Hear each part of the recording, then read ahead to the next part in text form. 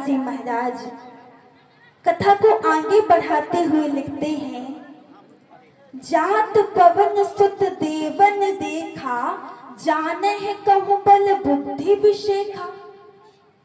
देखिए, अभी भी इंद्र आदि देवताओं को हनुमान जी के बल और बुद्धि में पूर्ण रूप से विश्वास नहीं हो पा रहा, इसलिए उनकी परीक्षा हेतु अब देवताओं ने हनुमान जी की परीक्षा हेतु शापों की माता सुरसा को भेजा।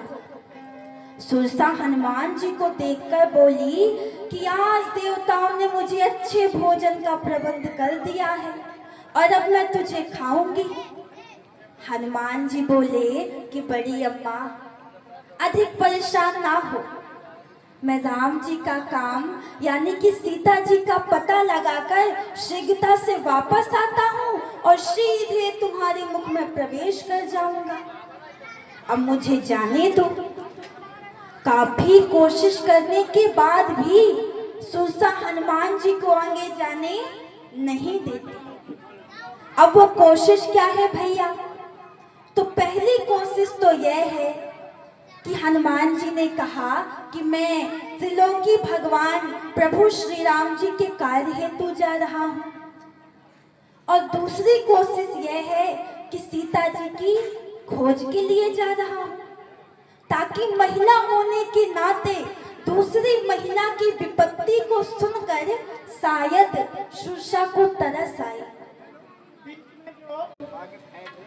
और तीसरी कोशिश यह है कि हनुमान जी ने सुरसा को क्या कहा?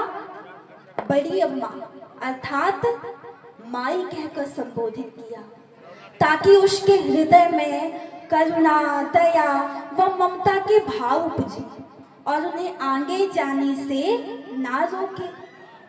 किंतु सुरसा नहीं मानी भैया। उसने अपने मुख को 4 कोस के बराबर फैलाया। अब दोनों में कंपटीशन शुरू हो गया। हनुमान जी 8 तो सुरसा 16, फिर हनुमान जी दूना 32। इस तरह प्रतियोगिता बढ़ती जा रही है।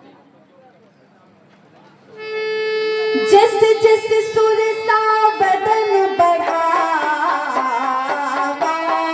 तासु दूने कपि रूप दिखावा। जैसे जैसे सुरसा बदन बढ़ावा, तासु दूने कपि रूप दिखावा।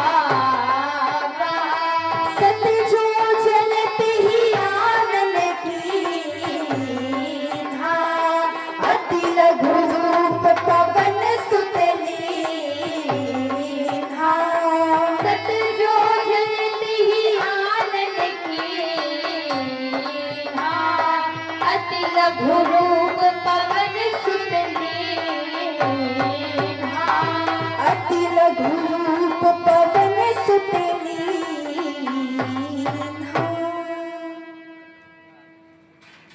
अब यहाँ पर हनुमान जी ने सोचा और बुद्धि लगाई कि यदि ये प्रतियोगिता इसी तरह चली तो ऐसे में शरीर का आकार इतना बड़ा हो जाएगा कि मेरा एक पैर इधरी और दूसरा पहुंच जाएगा लंका, तो सारा भेद खुल जाएगा।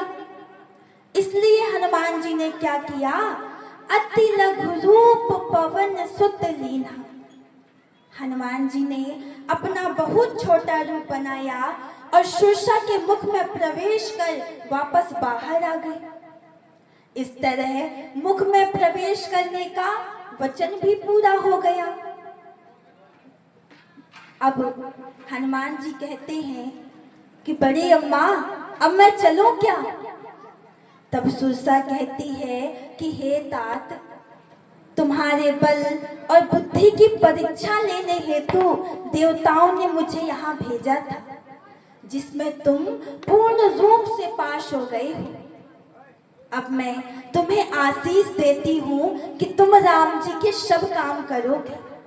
और ऐसा कहकर सुरसा मैया चली गई अपने धाम। और इधर प्रसन्नता पूर्वक समुद्र लांघने लगे हनुमान।